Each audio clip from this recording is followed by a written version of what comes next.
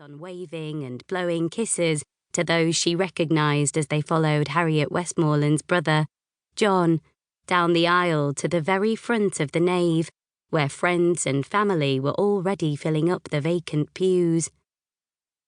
After the warm, bright autumn sunshine of the morning, the interior of the church was both dusky and yet somewhat incongruously filled with dancing dust motes where a shaft of light managed to penetrate the interior through one particularly high-stained glass window.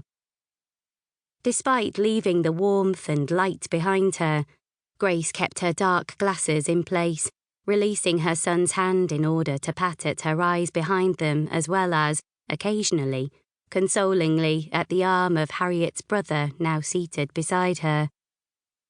She made an attempt to pull Pietronella, her 4-year-old, onto her lap in order that those still making their way down the aisle might have a seat, but the little girl wriggled from Grace's hands and, instead, wrapped her pudgy fingers through John Burton's arm in its navy suit, bending her head to his bowed face until they were touching, before glancing back in surprise at Grace at the wetness on John's face.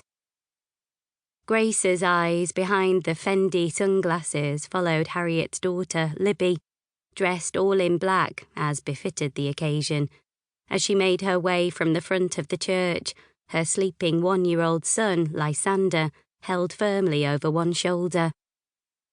Libby's partner, Sebastian Henderson, stopped briefly beside Grace and, with a simple nod, Grace allowed Seb to take Jonty from his seat beside her, clasp the little boy's hand in his own and continue his journey down the aisle to the back of the church, where Libby now stood, head bowed, holding the hand of the older man at her side.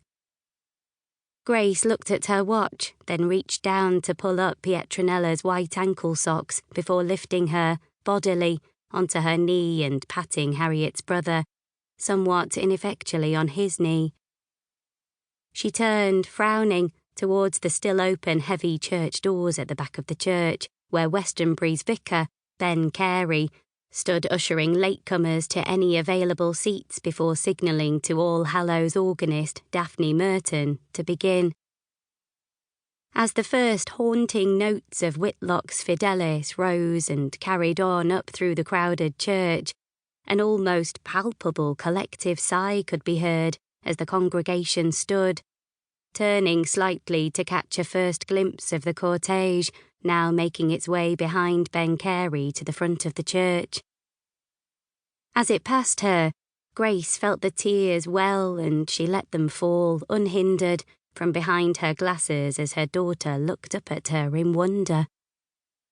As the little procession reached its destination, Grace felt someone slip into the space beside her and reach for her hand.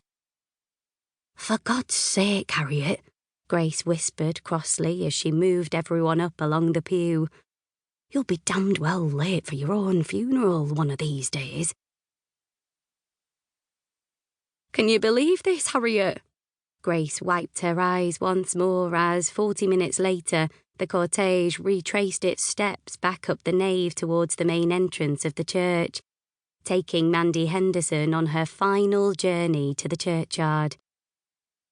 "You know that Mandy is actually, I can't even say the words, no longer here with us anymore." "No," Harriet Westmoreland, Grace's best friend since school days, shook her head, for once short of words. "How long have we known Mandy?" she finally asked.